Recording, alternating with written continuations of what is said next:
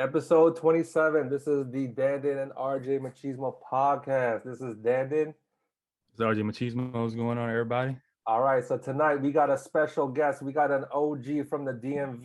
He is he's considered a true homie from way back, way back. We got the OG Sneakerman Dan. Sneakerman Dan, how you doing tonight, man? What's the good word, Dandin? Big RJ, how y'all feeling? It's pretty Good, hey, man. Thank you for good, being man. here, bro. First and foremost, bro, it's a privilege. Thank y'all for having me. On, man. Big honor. Yes, sir. I know you're doing big things right now over there in Hollywood, helping out Wale with album number 7. So more blessings to you guys, man. We're big fans of y'all work. So nothing but love, man. Appreciate that, bro. Big respect. Yes, sir. Hey, first and foremost, just a little background. Like me and Sneakerman Dan go way back. Early 2000 when the Niketalk days. He was Mr. Yeah. You remember? We're almost to 20 years now. Oh God, it's like a high school reunion. Straight up. Yes, sir. Yeah, when he was known as Allen Houston H2O on Niketalk. Yes, sir. Yeah, with the wet jumper and the wallet breakers. You know what I'm saying? Yeah, he had wallet breakers. That's what those were called, like the dead stock shoes that nobody would see.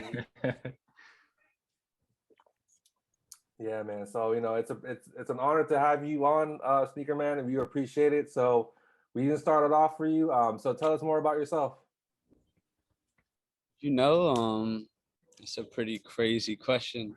But, I'm just a father at this point. A father and a businessman and a creative, just trying to provide for the little one. Yes, sir. So how's your daughter doing? She's doing awesome. She's finishing up 8th grade. She's proud of herself. I'm proud of her. She's headed to high school. Biggest blessing of my life. So, Yes, sir. thank God for, for me to be able to provide doing, what I love. Yes, sir. Definitely, man. Yeah, it's just yesterday I just saw your daughter just barely walking.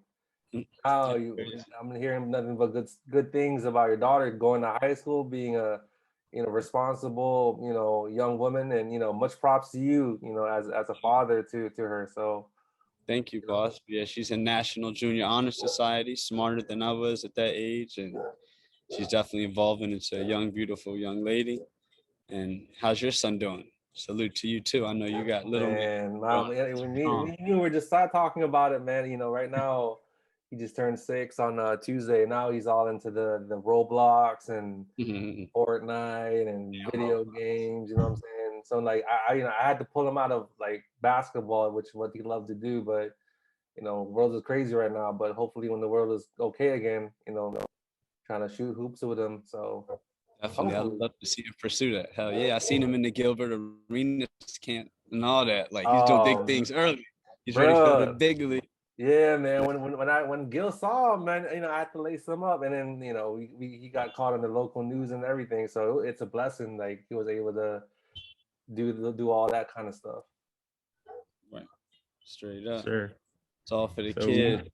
Yes, sir, man. I'm a new father myself too, man. So I just got a 1-year-old. So congratulations. I got a long way. I got a long ways to go. Yeah, he got a baby girl, man. Yeah, so girl, you on man. my side of on my side of the girl dad, man. Girl dad. Gang. You already know. Yeah, man. So we going into this question right now, man. So the good stuff. What got you into sneakers, and which ones are your favorite pairs? What got me into sneakers? To be honest,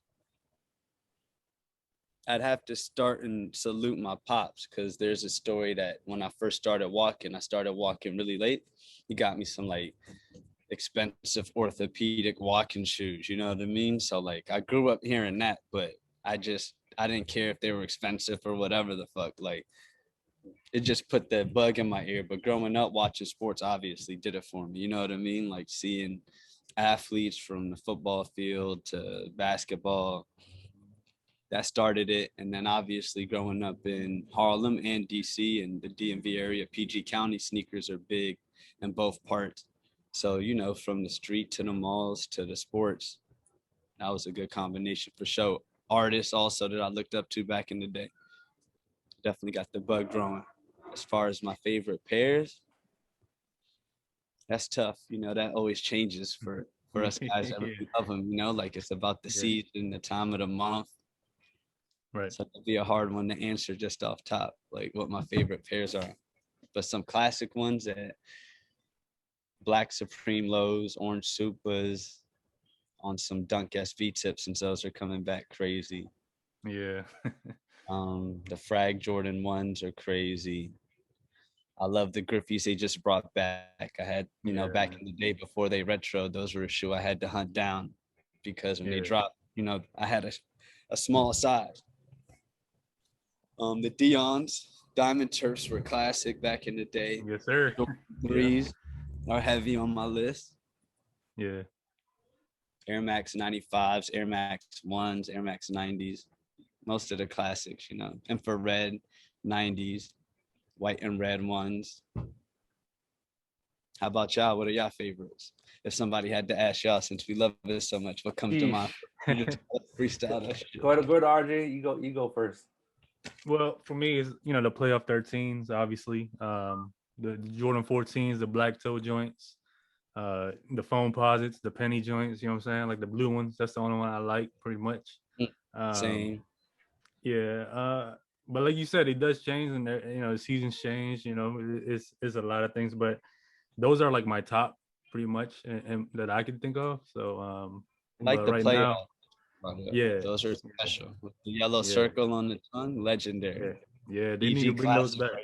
Yes, sir. White, anything with an all black upper and white midsole, it's a hard miss. Like the Ray Guns, black. Yeah, tough. The Uncle, when they give you that white offset. Indigo 14s. Yes, sir. There you go. That's preaching to the choir, bro.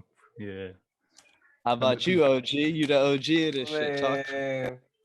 So like my favorite pairs, like I said, I agree it's all seasonal. So like the white and fit 13s that just came out, you know, those are classics that I'm wearing right now. I'm also wearing like I'm actually wearing some up tempo, like the Pippins, the more the Pippins. Yeah. So them joints, man, like suede, black. The black joint, man, the 96 joints, man, you know.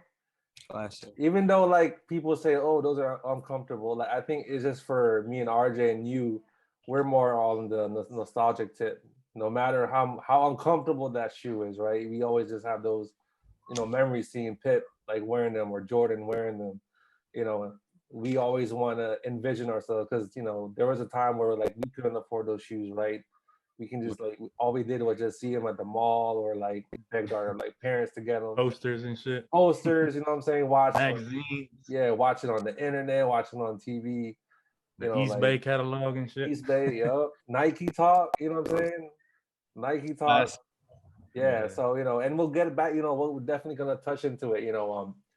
I remember like, you know, Sneakerman and Wale, you guys were the first ones that brought SBs on the map, man. Back in the 03, 04. You know what I'm saying? With the baggy denim, you know, and then the pinwheels and the jerseys. It's just crazy. Yeah, so I'm definitely gonna touch into that.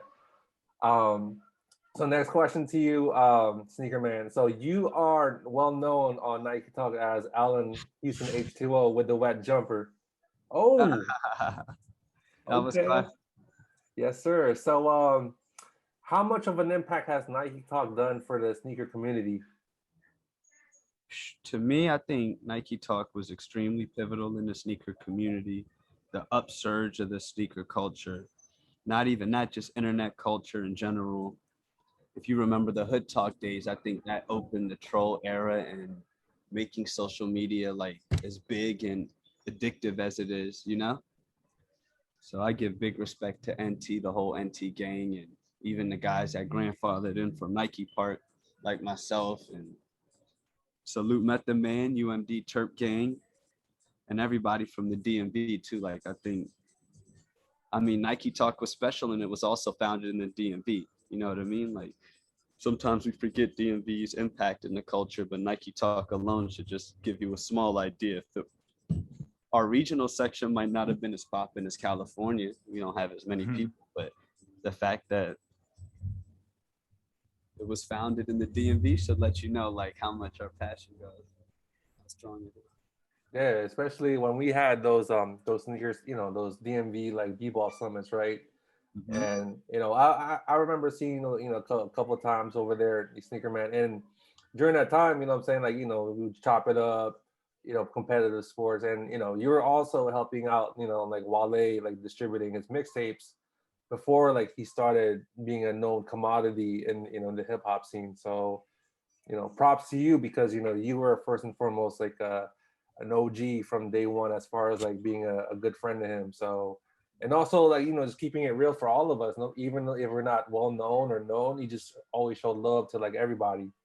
So that was, I know, I think that's very important for like Niketalk, is that during that time it was very tight knit. You know what I mean? Like everybody knew each other by name, and you put a name with a face, and you know, you just kick it, man. You know, but you know, times go by, and then you know, people change, but you know, we're just privileged to just still have those like those friendships and relationships. You know.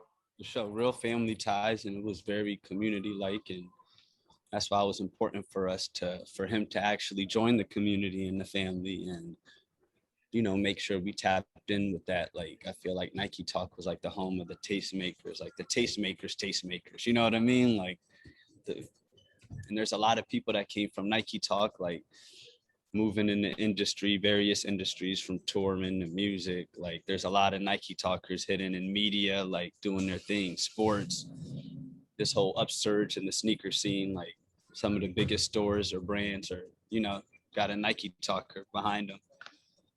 Yeah, yeah. A lot of people don't, you know, they forget like Nick DePaula. You know, he's doing like ESPN. Like he was heavy on that. Wale was heavy on it. Ben Baller was heavy on it. You know, when DJ All M of was still alive, he was heavy on it too. You know, Nicky Diamonds.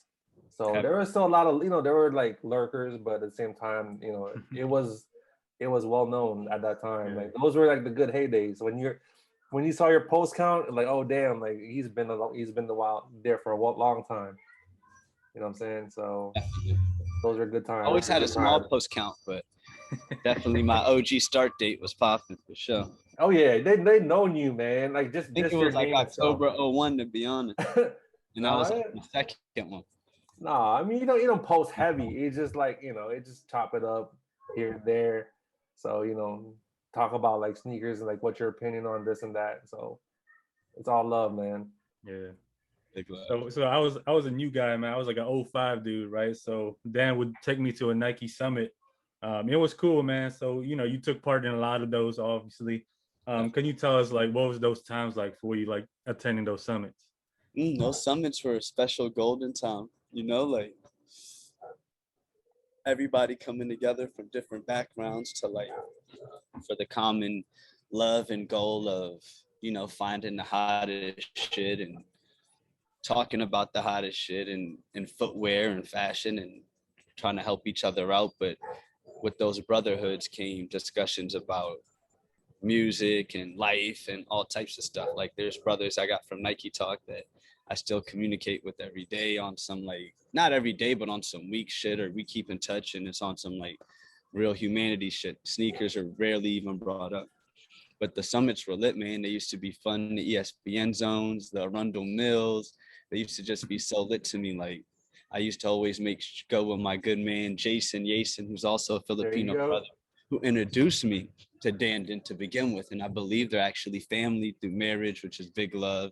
I love my Filipino family from PG County. Like, you know what I mean? Like, big kuya status. Yes, sir. We always Shout out go to there. Bad Crew. Shout out to Bad Crew. Love. Yeah, salute to the whole, you know, crew, bad crew, I know. It was just love, man, going there, meeting people. Dandin to come up, pull up with us. Then Marcos to pull up from Colombia. We'd go as a unit, like real special times. For Lawrence pulled up to a couple. It's real legendary times, man. Yeah, man. Even though I remember there was a big meetup at the CVS. I think you still remember that picture. I was supposed to go to that little meetup, man. I think you remember that sneaker, man. Like we all everybody posted up like maybe like 30 deep in front of CVS. I'm sure you remember that. And Wale was just, Wale was all love, man. Like, he was just like showing love to everybody. From what I saw, like the small videos and pictures, like it was all love. Like 30 deep. Imagine, like it was just everybody in front of CVS of all places. You know what I'm saying? Yeah, CVS. Yeah. That's love though. Like, that's what it was, very real. The love and connection was real, and there's no question that NT and that community definitely helped propel like our careers for sure. And it's an honor to be a part of it, to see the way that culture is kind of stuck now, and it's like super crazy. Like a derogatory term such as hype beast now is like a multifaceted media platform, e-store, you know what I mean? Like shit's really real right now. Kanye's made multi-billies, like doing footwear. Like this thing's getting really real, and I love to see it. I can't be mad at the growth, you know what I mean? Because if you really love something, like, we always want to keep it close to us and small and tight knit, but at the end of the day, if you really love something, you gotta let it grow, Yeah. Right. Yeah, and just like the bloom, you know what I'm saying? Like Wale always say. Yes, sir. All right, so perfect segue for this, Sneaker Man. So you are also known as, one of Wale's closest, best, close friend, best friend from way back. How did you guys first meet, and what makes your friendship so unique? I feel like we first met unknowingly at Platinum Nightclub. I ended up working at DTLR on recommendation from the Nike rep, Mr. Coach Tapkiss, and had a job there at PG Plaza. Got friendly with DJ Alizé, who's a mentor for Lauren and I. And early on, we were kind of like a three-headed monster trying to figure this stuff out.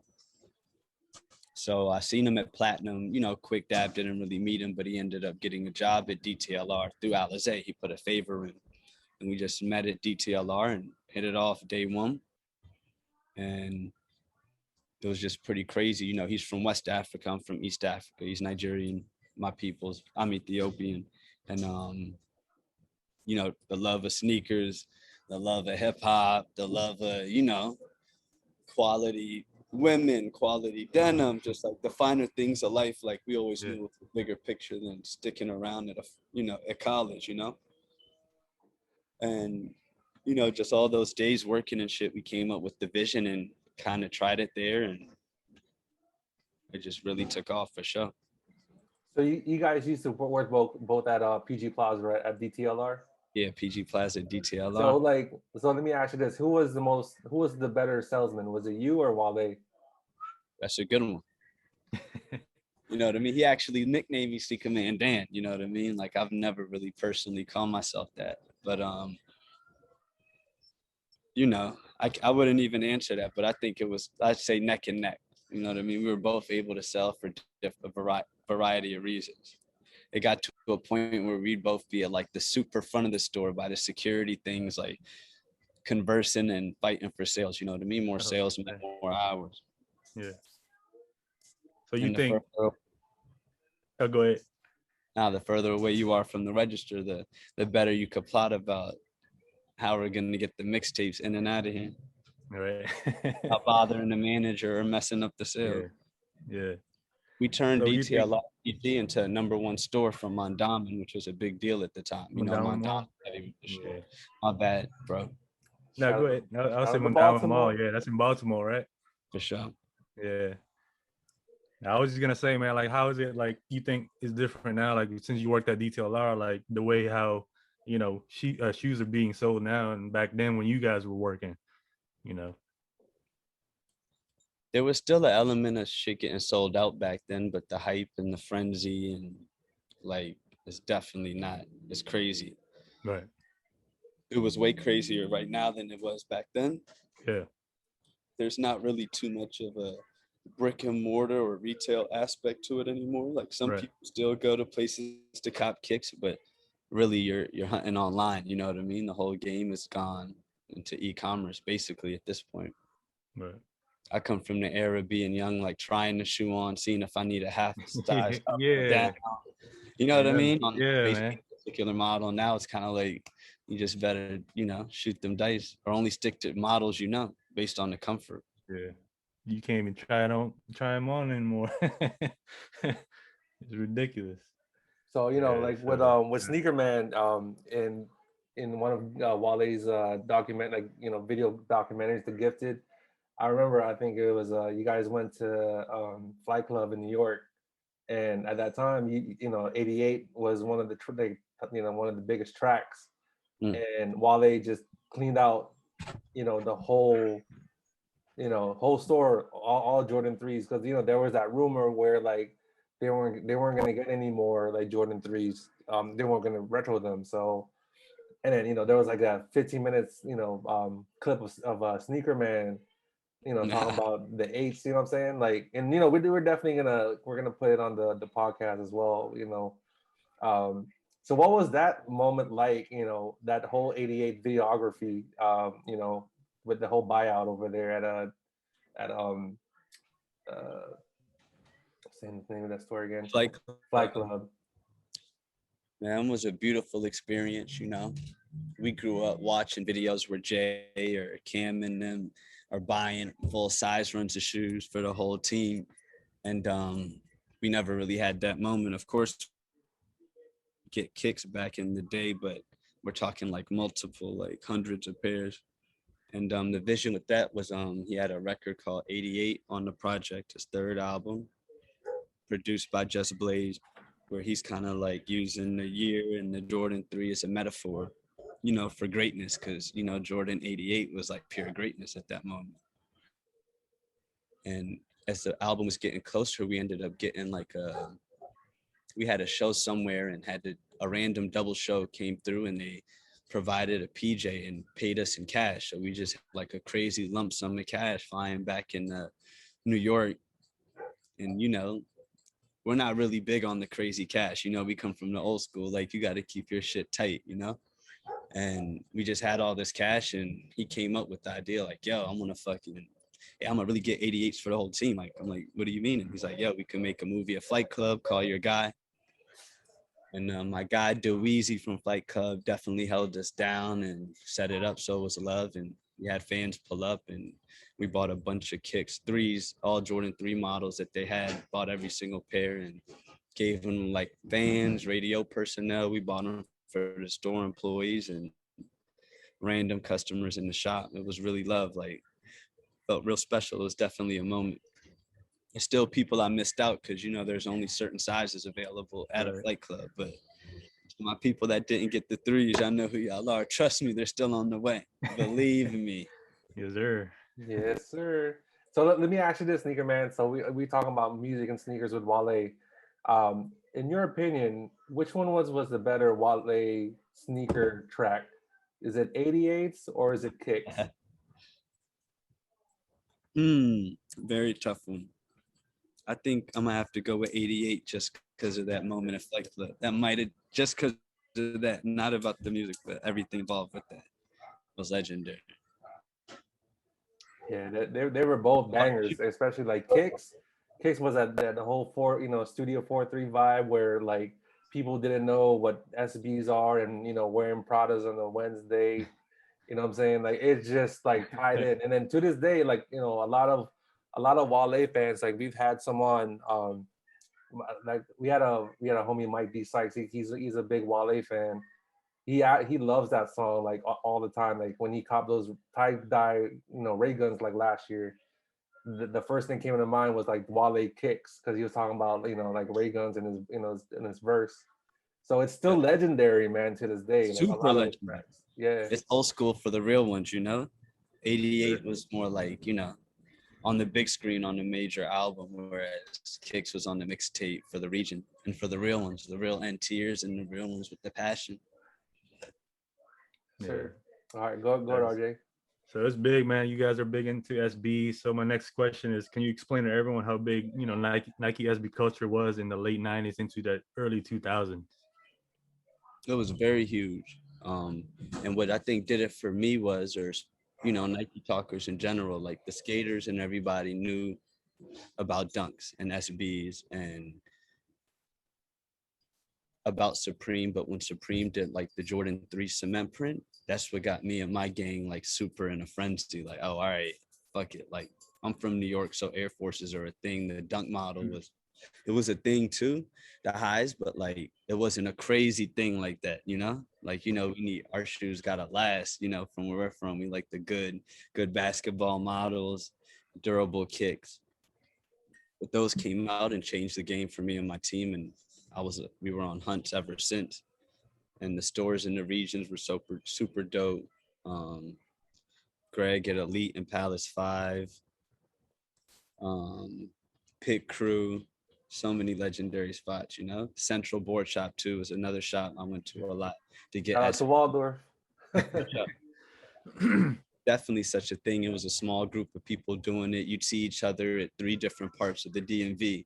You know what I mean? It's like the same crew at every release. It was real special. When Falun dropped a bar about him on one of his first records to go crazy on DC radio called Dig Dug, where he said he's had speakers seen 350. That bar, I feel like, drove it up super crazy because now you got people that are just DMV sneaker fans that are now on the SB hunt as well. It's not just Nike talkers and skaters and people in the know. So that definitely drove up the culture crazy. I remember wearing the Bucks to my high school graduation in 2004. I wore the Jedis to graduation rehearsal. So like these were like, once we got on them in like 02, the Supers in 03 with all my Nick shit, like we just went crazy. Then we got crazy with the JP dunks, you know what I mean? Me and the team to Forlorn, like those were all special moments. The Euros, special times. Yeah, because I think I remember I was listening to like one of Wale's interviews. Like I know one of his favorite dunks are the JPs, right? Because you know those are, I think for him those are just unique because you can't just get them anywhere. You know, you can't get them like you're at your local like sneaker shop. You really have to go, you know, overseas, like Japan, for example, or eBay, you know, back in the day. So how much of a difference was JPs compared to like, you know, Nike SBs and the regular you know, SB dunks? Very different. So like to get SB, you know, you had to have a personal relationship with each store and each owner and try to click up with other Nike talkers from different low-key regions with skate shops that don't have like as high as a demand as we did in the DMV. With the JPs, you had to link up with cats that were overseas, and you know the infamous Japan tax is like nothing to play with. That shipping time used to always be such a lag. Yeah. And the difference was with the SBs, they were actually comfortable. So like once somebody actually discovers an SB and puts their foot in it, it's like they're trying to like get all the SBs because it feels like a fucking cloud. The Zoom Air, the fucking fat tongue, ankle cushion, and it's fucking like it's amazing, right? With the JP, you don't get that support, so they don't feel as good. But you get the craziest color blocking, craziest color palettes, like reverse mode, like the shit Nego did with bait with the reverse colors. I think JPs really took advantage of that, like flipping that original, you know, college colorway shit that the dunks came from, be true to your school type shit to like actual real flavor. They had so much sauce with their shit, and that's what Forlorn really loved, like the exclusivity and the flavors. You know what I mean? At a certain point, we took a trip to LA and like he had a show out here with the hundreds, and I realized every boss in LA was wearing dark colors, you know what I mean? From the biggest executive to like studio manager. So like that immediately changed me into like back in the DMV mode because we had experimented with the crazy colors and non-matching, but coming to LA really shifted my like fashion palette color wise, and he stuck with the flavors for sure. So he was running the JP game up something serious. Man, that's what's up. So, Sneakerman, personal question: do you still own any of your SBs or dunks? Like, do you still have your personals? For sure, I got a couple personals left in the stash at mom's house. Shout out to mom's. Mom's gonna keep them for you. I never sold any personal pairs, but I felt like I retired in 08 when my daughter was born.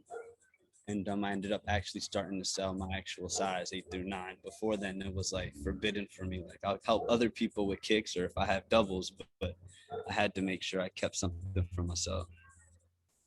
For sure. Yeah, that's definitely great. So next question for you, How Sneaker about Man. you though? Y'all have any SBs? What's your favorite SBs? And when did you get into them? If you don't mind me asking. Shit. Coming from the region, you feel me? Man, I think Keep Nike Talk was definitely a big influence as far as you know, just doing like seeing like shoes, you know what I'm saying? Like uh for me, like the Tiffany SB lows, you know what I'm saying? Like those Oh, are, man. bro, like I camped out what was it? The Waldorf joint, man. Waldorf. Yeah, Waldorf, dude. Central Board Shop, dude. 12 hours. Nice. 12 Guess where freaking. we went? We Yeah. went Frederick for those. Oh, you went to Pit Crew. Yep.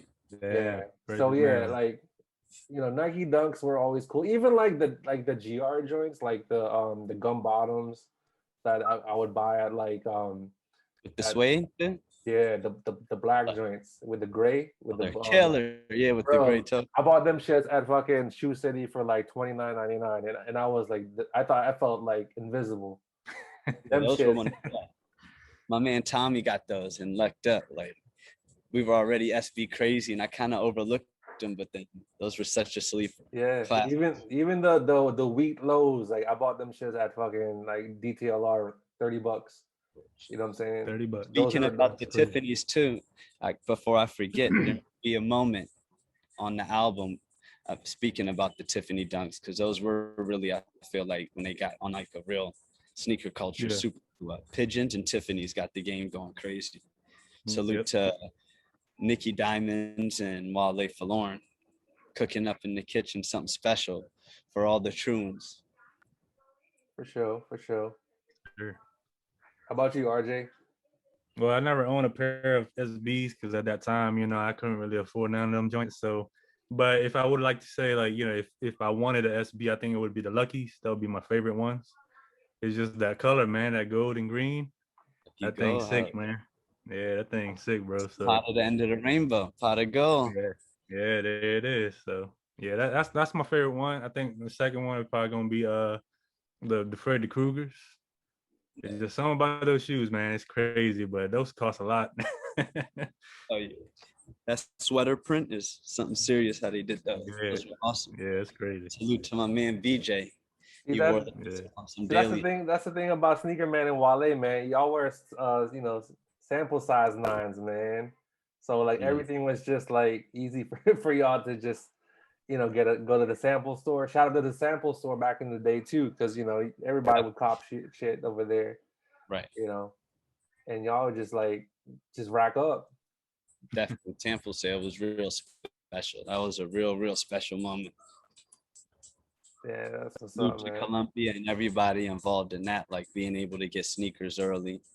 One of my favorite moments were getting the AZG LeBron ones from a rep. Like he gave me, like, it was a Russian, and he gave me like the code. Yo, the LeBron that's about to get, he was a rookie.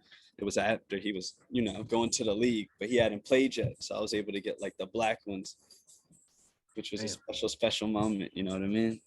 Salute to Parkdale High School. They got to see the LeBron ones before the rest of the world had to wait. that was a life flex for me. I mean, that's just normal for you. You know what I'm saying? Like, you blessed them, man. You blessed them, brag. You know what I'm saying?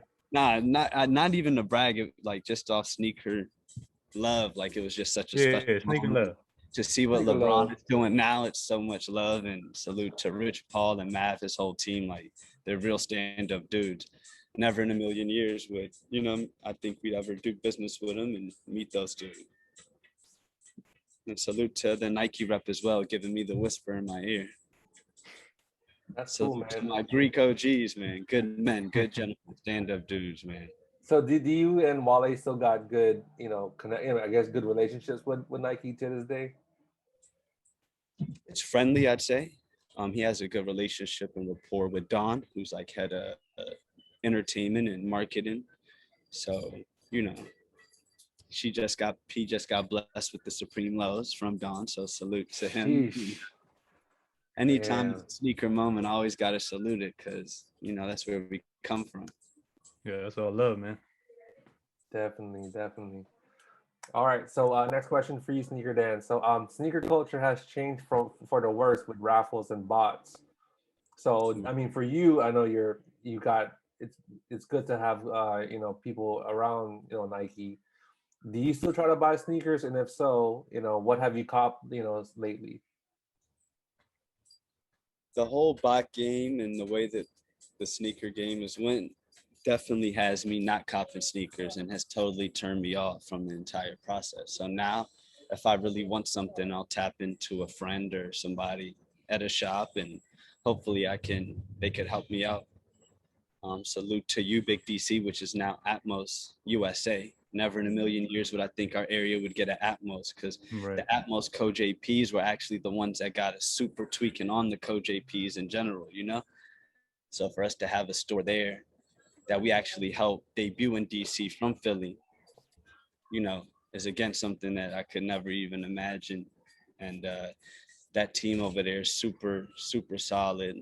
Um, my guy Paul, that used to be there, he's a Converse now, super stand-up dude.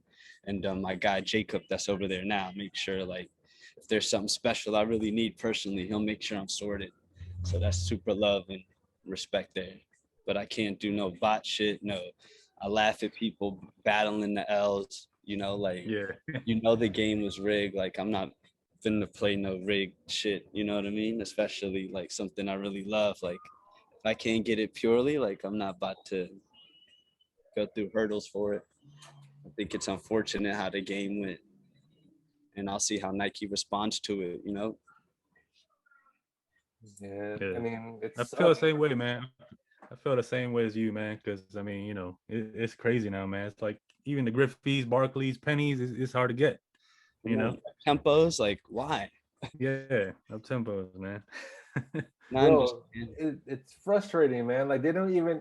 I mean, I hate to be a Debbie Downer, but like they've never even know what that shoe is. They don't know what a Air Max up tempo is. Like they just like it because it's neon green. You know what I mean? That's a Yeah. DMV staple, man. That shoe was like everything for all of us. And the You Barclays. had them, man. You and Wale had the. I remember when Wale had those big when he had those vlogs on MySpace. You would always saying like, check out the big bubble, check out the big bubble. That's how you know Right. that's an OG. That was For always your sure. mind, man. Love, for sure. Love to let people know, give them the science, to the newcomers to the game, or the newbies as we used to call them on NT. Like we got to share the knowledge, each one teach one. And salute to Falorn on those neon up tempos, because of course we both had our own pairs, but he wore them on his first ad in a double XL mag. He had like a neon green Good Bully shirt with a Supreme camp hat, box cap hat, and the up tempos. And the game was going crazy. NT was going crazy. And salute to him on that, making sure, to wear the right pair at the right time. Yes, sir. Good So times, man. we're counting down to this podcast, man. So this next question here, what would be your advice to like original sneakerheads like us who lost passion? Like either they moved on or they're still collecting. What would be your advice to like the OGs that's like losing their passion now? Don't let the dirty world, the evil world, like or the evils of capitalism take you away from something that really means something to you. And trust me, if you look at it closely, like you'll be able to find some hope. For example, with me, like a shoe that brought me happiness, or the frags, like the black and blue Royal Ones were a pair I had back in the day, and the black toes were such a rare pair. That was the pair he broke out in Madison Square Garden where he played Bloody. Yeah, I feel like he just said in the last dance, and some black toes. Like, were they yeah. black toes, Dandin? I think the Chicago's right. Chicago. He did the Chicago one. Chicago. When did Yeah. he rock the black toes and they went legend? It was somewhere crazy, and the black toes were like extremely hard to find. Shit, RJ should know that. You a ones guy, man. I remember. I don't remember that when he broke it out, but he did say that he broke it out at one point. So if they were the Chicago's in Madison Square, it was something made him super rare. He must have had a spectacular game, but when they flipped him to the Royal Black, it took me back to the Royal Ones, and now it's a black toe. It's like, how can I not be happy? traded a pair of Cause 4s to Forlorn for them. You know what I mean?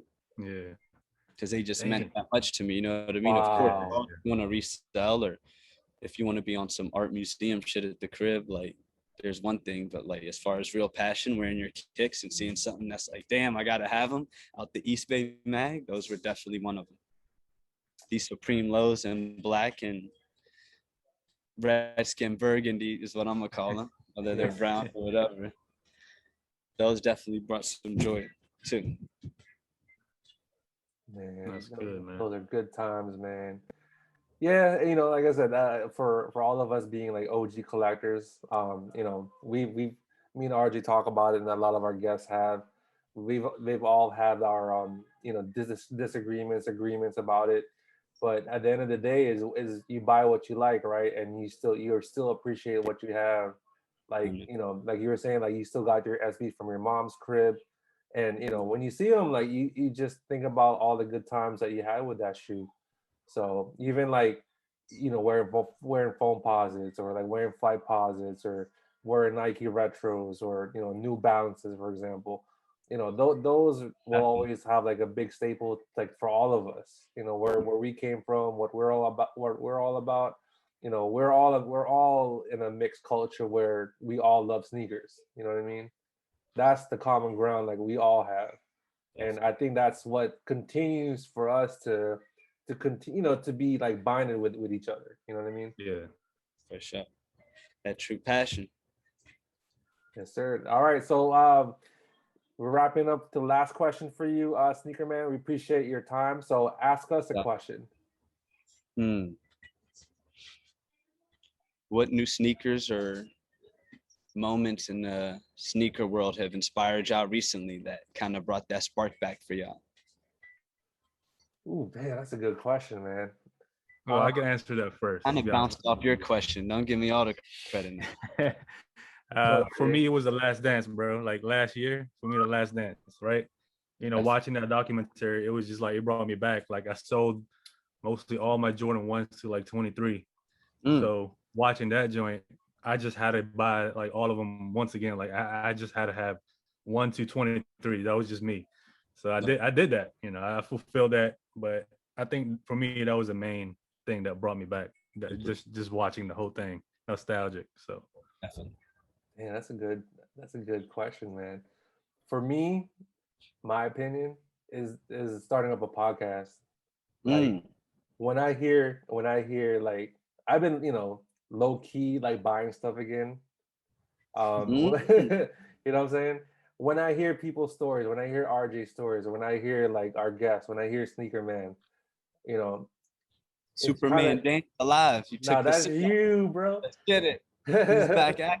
Yeah, so like, you know, when I hear stories, it's like you get those nostalgic like memories, right? So you start looking online, you start like looking at your closet, you start like picking up pairs. So yeah, you know, ever since like, you know, this whole damn pandemic, like we started back in June. You know, also The Last Dance too, don't get me wrong, but this podcast basically hearing like many of our guests, and like hearing like a lot of like stories, like brings me back, like, you know what, damn, like let me try to get this pair, get that pair. So like, you know, if I can attain it, then so be it, but if not, then, you know, I just keep it moving. So Last Dance, definitely, most definitely, like the prices shot up, which is like hard to like attain, like a lot of stuff that we all want. But you know, just like the little shit, like Spiridons, like we had a guest talking about Spiridons. So you know what I'm saying, like I scoop one up for the low, and then we talking about, you know, like ACG shit, and like Nike basketball, like retros, like a lot of stuff that people don't know about. Like you start wondering, like, damn, like maybe, you know, Air Force Ones, you know, for example, like people, SBs, like regular dunks, a lot of stuff, like, you know, New Balance, Asics, all type of shit. it's crazy. You know what I mean? Like this basically sparked my interest to like, you know, the reason why I like sneakers. It's not, you know, of course the price will be a factor, but it's just the nostalgic for me, like just having it, and you know how I wish I had it when I was a kid. So those are the factors for me, like why the reason like we started this podcast is to hear stories like Sneakerman and RJ and so on and so forth. That and we've all had these good times, and memories with each other. So that's the reason why like that's what sparked me to like starting to collect again. Good. And we appreciate you starting this podcast and keeping the love going. Yes, And that sir. last dance was definitely something spiritual for sure. Like if we grew up at MJ era and just, I definitely wanted all the OG colorways that I love too, looking at all the games and all that. I'm gonna have to watch it again and figure out why the black toes are the black toes. But yeah, bro, like it went up, man. Like damn, black toes Yeah, went up. I think he salute to my wore him guy in like a Kyle. preseason game or something. I got to watch it with one of my OG NT homies as well. So we were just bugging out throughout the whole time. Like, damn, we thought we knew, but you just learned so much more from that shit. Yeah. Damn, man, that's what's up. So Sneakerman, like, where can they find you on like social media? For our viewers. I keep it pretty low key on social media, but I'm on IG. The IG's THEESMD. And that's pretty much it, That's cool. I'm not really a fan of the whole social media kick, but I do like it for info. It's a world of information, and I'm trying to learn how to use it as a tool a lot better. For sure, man. So, thank you so much, Sneakerman, for coming on. And, it's nothing but love, man. It's been a long time, like since we all kicked it all together, the three of us. We wish with nothing but the best for Wale and you being a loyal friend like for him and throughout the years and for all of us too. Thank you for coming on tonight, and we definitely appreciate like the friendship, and hopefully when the world is okay again, definitely gonna go to a Wale concert and just kick it with you, man. You already know, backstage gang, full access, white feet, red carpet. You know what I mean? If Lil Man's like I was there, when when me and my cousin went, I was so sad. I was like disappointed. I was hitting you up like, "Hey, you gonna be in this tour?" And you're like, "No, man. Like I'm back in Maryland. I'm just doing stuff." I said, "It's all good." But like while they showed love, so he saw me with the chilling shirt. He was like, "Oh," like he looked at me different. You know that what they say. Real ones are real ones, and you were looking familiar. You know what I mean? Real recognize real. Yes, sir. All right, so that wraps it up for us. So this is the Dandin and RJ Machismo podcast. So this is Dandin. RJ Machismo sign out, everybody. All right, so you got Sneakerman Dan. Thank you so much. Have a good night. Yes, sir. Bless y'all. Thank you.